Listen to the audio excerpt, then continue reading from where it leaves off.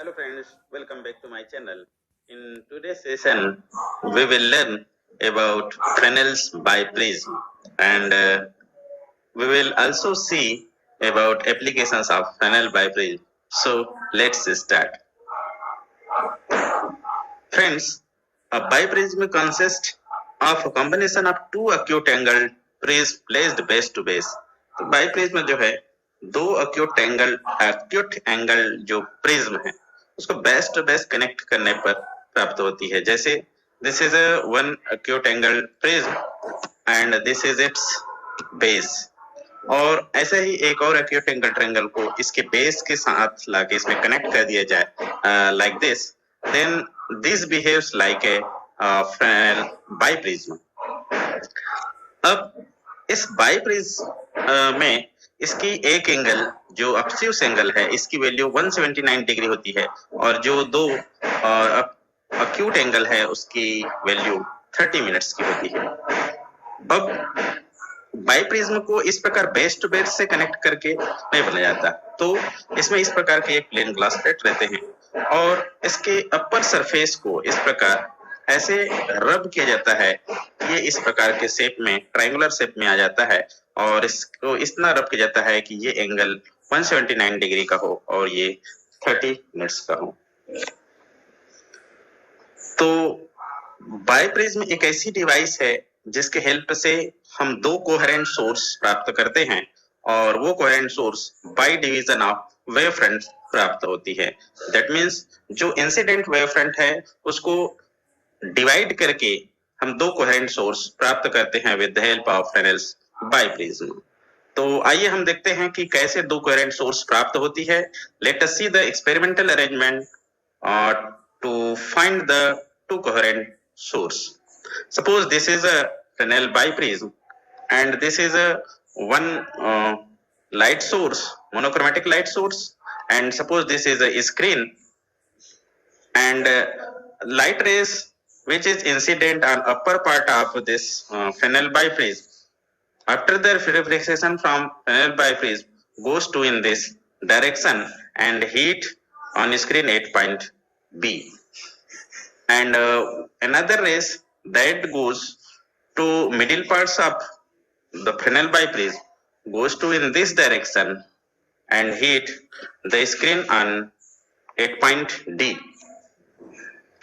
अब हम ये देख पा रहे हैं कि ये दोनों लाइट रेस, दैट मींस ये लाइट रेस Fresnel biprism के अपर पोर्शन पे इंसिडेंट हो रही है और इस Fresnel biprism से रिफ्लेक्शन के पश्चात ये स्क्रीन के बीडी पोर्शन पे इंसिडेंट हो रही है. अब इन दोनों लाइट रेस को यदि हम पीछे की ओर बढ़ाएं तो इस प्रकार हमें ये इस पोर्शन के लाइट रेस हमें इस पॉइंट S1 से आती हुई अपीयर होती है. सिमिलरली यदि हम एक अनदर लाइट रेस देखें जो कि इस Fresnel biprism के लोअर पोर्शन पे इंसिडेंट होती है, वह इस Fresnel biprism से रिफ्लेक्शन के पश्चात इस प्रकार स्क्रीन के पॉइंट C पर हिट करता है और इस डायरेक्शन में ये बेंड हो जाती है.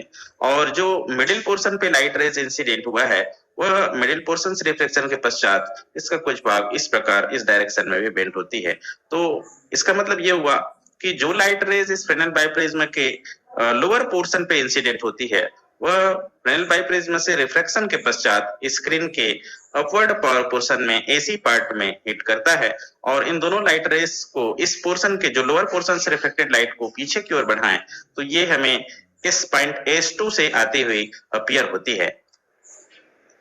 तो इस प्रकार हमें ये S1 और S2 दो कोहेरेंट सोर्सेस प्राप्त हो जाती है जो कि एक्चुअल में एक ही सोर्स से प्राप्त लाइट को वो वेव फ्रंट डिवाइड करके प्राप्त हुआ है. अब हम देख पा रहे हैं कि इन दोनों कोहेरेंट सोर्स S1 और S2 से आने वाले जो लाइट रेज हैं वह स्क्रीन के BC पोर्शन पे ओवरलैप करते हैं. दैट मींस ये दोनों लाइट रेज दोनों पार्ट से इंसिडेंट लाइट रेज स्क्रीन के इस पार्ट में BC पार्ट में इंटरफेयर करते हैं. तो हमें स्क्रीन के इस BC पार्ट में ही हमें इंटरफेरेंस पैटर्न प्राप्त होती है और ये वाला पोर्शन इल्यूमिनेटेड रीजन होती है. दैट मींस इस पोर्शन पे हमें स्पेक्ट्रम प्राप्त होती है. Now let us see the applications of Fresnel biprism. So with the help of Fresnel biprism we can determine the wavelength of light. Now let us see how we can determine the wavelength of light. So for the determination of wavelength of light, now let us see the experimental setup. And these are the experimental setup in which this is the light source. Here this is the sodium lamp, and this is the stand in which slit is mounted, and this is another stand in which biprism is mounted, and this is the lens stand, and this is the micrometer eyepiece, and this one is the optical bench. With the help of this experimental setup, we can determine the wavelength of light. Here यहाँ पे हम sodium light की wavelength determine कर सकते हैं। अब इसमें experiment करने के लिए हम क्या करते हैं, जो ये चार स्टैंड है, ये चार जैसे स्लिट है, बाइप्रिज्म, लेंस और माइक्रोमीटर आईपीस, इनको इस प्रकार अरेंज करते हैं कि जो एक इमेजिनरी लाइन पास होगी इन सभी से होकर वह ऑप्टिकल बेंच के पैरेलल हो।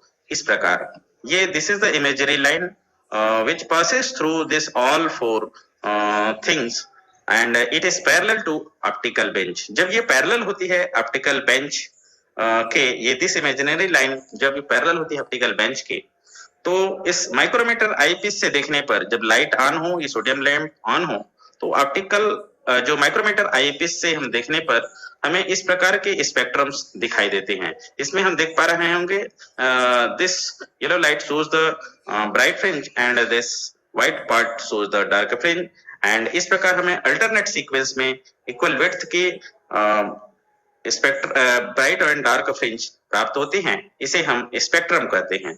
और फ्रेंड्स इसकी विड्थ हम इस माइक्रोमीटर आईपीस के थ्रू मेजर करके ले सकते हैं।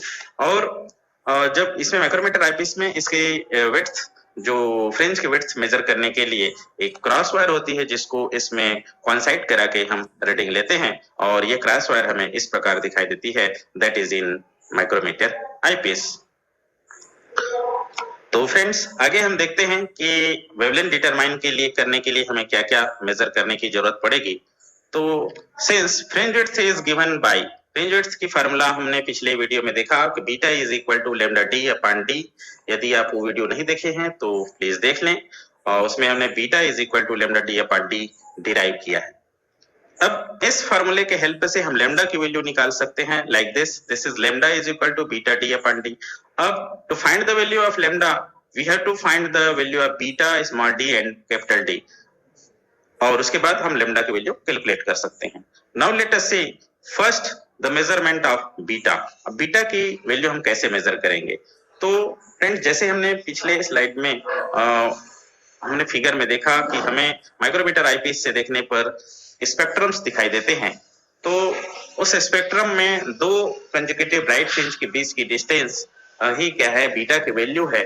तो उसके लिए हम क्या करते हैं, क्रॉस वायर को किसी एक ब्राइट फ्रिंज में मान लेते हैं, nth ब्राइट फ्रिंज में उसकी कॉन्साइड करा लेते हैं वर्टिकल क्रॉस वायर को, और उसकी पोजीशन हम नोट कर लेते हैं, और उसके बाद फिर हम दूसरे जो उसके पास वाले जो दूसरे ब्राइट फ्रिंज है उसमें कॉन्साइड करके फिर माइक्रोमीटर आईपीस के थ्रू उस कंजुगेटेड जो दूसरे ब्राइट फ्रिंज है उसकी पोजीशन नोट कर लेते हैं, और इस प्रकार beta is equal to xn+1 minus xn करके हम बीटा की वैल्यू निकाल लेते हैं। तो यहाँ पे xn+1 क्या शो करता है, xn+1 जो है एक ब्राइट फ्रिंज की पोजीशन है, और xn जो है उसके पास वाले दूसरे ब्राइट फ्रिंज की पोजीशन को शो करता है।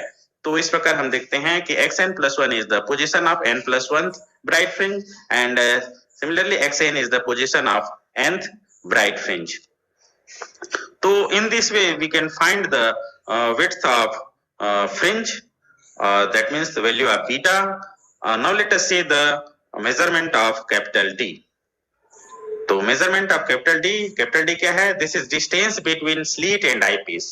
तो स्लीट एंड आई पीस की बीच की डिस्टेंस, जैसा कि हमने फिगर में देखा, स्लीट और आई पीस ऑप्टिकल बेंच में स्थित है, और उनके बीच की डिस्टेंस मेजर करने के लिए हम क्या करते हैं, ऑप्टिकल बेंच में एक स्केल लग रहती है, उसके थ्रू स्लीट की पोजीशन और आई पीस की पोजीशन नोट कर लेते हैं, और दोनों का डिफरेंस निकाल के हम कैपिटल डी की वैल्यू फाइंड कर लेते हैं। इस प्रकार यदि इस प्रकार D is equal to a minus B, तो डी की वैल्यू हम प्राप्त कर सकते हैं। यहाँ पे ए हम क्या है, position of slit on optical bench, and B is the position of eyepiece on optical bench. ये दोनों मेजर कर लेते हैं और इन दोनों के मेजरमेंट के पश्चात we can find the value of capital D. तो फ्रेंड्स, इस लेमडा की वैल्यू कैलकुलेट करने के लिए हमें तीन चीजों की जरूरत पड़ेगी, बीटा, स्मॉल डी और कैपिटल डी। तो हमने बीटा को इस प्रकार मेजर कर लेंगे और कैपिटल डी को इस प्रकार मेजर कर लेंगे। अब बचा हमारा small D. Now let us see how we can find the value of small D. तो स्मॉल डी क्या है? This is distance between two virtual sources. जो S1 और S2 जो वर्चुअल सोर्सेस प्राप्त हुई उसके बीच की डिस्टेंस है। तो इसको मेजर करने के लिए हम क्या करते हैं, इसको मेजर करने के लिए फ्रेंड्स हमारा जो एक्सपेरिमेंटल अरेंजमेंट देखा उसमें बाइप्रिज्म स्टैंड और माइक्रोमीटर आईपीस के बीच में हम एक कॉन्वेक्स लेंस इंट्रोड्यूस करते हैं इस प्रकार। आइए हम देखते हैं कि ये इस प्रकार, ये हम इसके बीच में एक कॉन्वेक्स लेंस इंट्रोड्यूस कर देते हैं। यहाँ पे ये लाइट सोर्स, ये Fresnel biprism and this is the convex lens and this is the screen. यहाँ पे जो आईपीस है वो स्क्रीन का वर्क कर रहा है। अब यहाँ हम देखते हैं कि जो लाइट रेस सीधे इंसिडेंट होती है इसके मिडिल पोर्शन पे, वो इस प्रकार आगे बढ़ जाएगी, और दूसरी लाइट रेस जो अपर पोर्शन इस प्रकार इंसिडेंट होती है वो इस प्रकार डिफ्लेक्शन के पश्चात आगे बढ़ती है, और ये ऐसे अपीयर होती है कि ये light rays suppose point S1 से आ रही है। सिमिलरली ये दूसरी लाइट रेस हमें S2 से आते हुए अपीयर होगी। अब यहाँ पर हम देखते हैं कि ये दोनों वर्चुअल जो सोर्सेस है S1 और S2, इसकी इमेज स्क्रीन के इस पॉइंट और इस पॉइंट पे अपीयर होती है। तो यदि S1 और S2 के बीच की डिस्टेंस सपोज स्मॉल d हो, तो इस कंडीशन में इन दोनों की जो बीच की जो डिस्टेंस है S1 और S2, इसकी एक इमेज हमें यहाँ पर प्राप्त होगी। और ये मान लेते हैं इस इमेज की लेंथ क्या है, d1 है। अब यहाँ इस लेंस L1 के लिए ये ऑब्जेक्ट का वर्क करेगा, तो लेंस L1 पोजीशन पे ऑब्जेक्ट S1 की डिस्टेंस मान लेते हैं u है, और लेंस L1 से ये इमेज जो बना स्क्रीन पे, this distance is suppose v।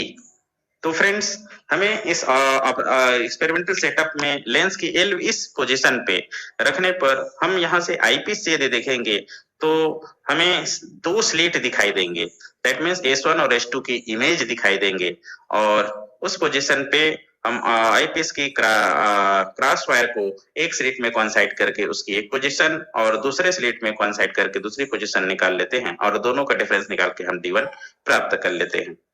Now let us see between this eyepiece and Fresnel biprism, there is another position of lens L1 where we will see the image of two image of slit like this. Suppose this is the another position of lens L2 where we get the for which we get the image of two slits like this.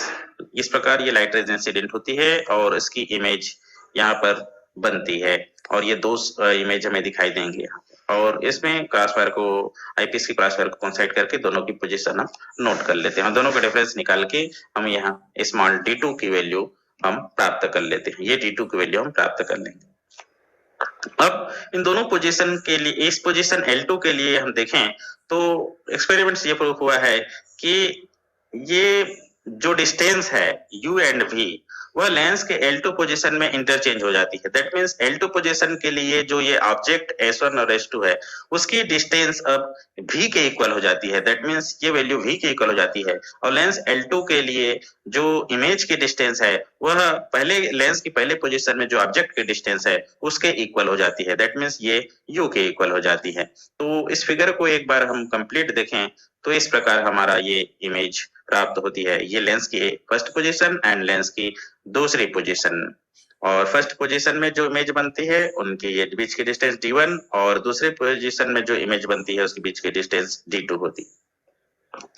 तो आइए हम देखते हैं d1 और d2 की value प्राप्त होने के बाद हम d कैसे निकालेंगे। तो फ्रेंड्स, हम प्रीवियस क्लास में देखे हैं कि लीनियर मैग्निफिकेशन लेंस का क्या होता है। तो लीनियर मैग्निफिकेशन के लिए फॉर्मूला है size of the image upon size of the object is equal to distance between image and lens upon distance between object and lens। तो इस लीनियर मैग्निफिकेशन फार्मूला का यूज करते हुए लेंस के अलग अलग पोजीशन में हम D1 और D2 की वैल्यू फाइंड करेंगे। Now let us see for L1 position of lens. तो L1 पोजीशन के लिए साइज ऑफ द इमेज क्या हो जाएगा D1 और size of the object D होगा और distance between image and lens that is V and distance between object and lens that is U। Suppose this is the equation number 1। Now let us see for L2 position of lens. तो L2 position के लिए यही linear magnification formula का use करेंगे। तो L2 position में जो size of the image that is D2 and size of the object is similar small d। तो ये हो गया। अब जो L2 पोजीशन में है उसमें V और U की वैल्यू इंटरचेंज हो जाती है। तो यहाँ पर distance between image and lens हो जाएगा that is U and distance between object and lens that is V। तो suppose this is the equation number 2। अब हम इन दोनों इक्वेशन 1 एंड 2 को मल्टीप्लाई कर देते हैं। तो मल्टीप्लाई करने पर हमें क्या मिलता है? मल्टीप्लाई करने पर हमें ये मिलेगा D2 upon D into D1 by D is equal to U by V into V by U। यहाँ फ्रेंड्स देख रहे हैं राइट साइड में न्यूमरेटर और डिनोमिनेटर से U कैंसिल हो गया और इसी प्रकार V कैंसिल हो जाएगा तो राइट साइड में 1 बचेगा और इधर क्या हो जाएगा D1 D2 upon D square. तो इसको हम इस प्रकार लिख सकते हैं D square is equal to D1 D2 और यहाँ से हम D की वैल्यू फाइंड कर सकते हैं that will be equal to square root of D1 into D2। तो फ्रेंड्स इस प्रकार हमारा जो फार्मूला था कि lambda is equal to beta small D upon capital D, उसमें बीटा की वैल्यू हम पहले निकालना देख चुके हैं, कैपिटल डी की वैल्यू हम पहले ही बता चुके हैं कैसे कैलकुलेट करना है और स्मॉल डी की वैल्यू हम इस फार्मूले के हेल्प से कैलकुलेट कर सकते हैं D1 D2 की वैल्यू निकालकर। तो इन तीनों वैल्यू बीटा स्मॉल डी और कैपिटल डी की वैल्यू पुट करके हम इस फार्मूले में वैल्यू पुट करके लैम्डा की वैल्यू कैलकुलेट कर सकते हैं। तो फ्रेंड्स आज के इस सेशन में बस इतना ही। If you have any queries, then please ask through comment box. And if you have not subscribed till now, then please subscribe and press bell icon to get the notification of every new videos. Friends आइए हम एक motivational quote से आज के इस session को समाप्त करते हैं। तो today's motivational quote is life is like riding a bicycle, to keep your balance you must keep moving. अर्थात लाइफ एक बाइसिकल की सवारी के समान है, अपनी बैलेंस बनाए रखने के लिए हमें कंटिन्यूअस मूविंग कंडीशन में रहना होगा। अर्थात हम कंटिन्यूअस चलते रहेंगे तो हमारा लाइफ की बैलेंस बना रहेगा। दैट मीन्स हम सही डायरेक्शन में जाएंगे और सफलता की ओर आगे बढ़ेंगे। इस मोटिवेशनल कोट्स को अल्बर्ट आइंस्टीन ने कहा था। तो okay friends, thank you for watching my video.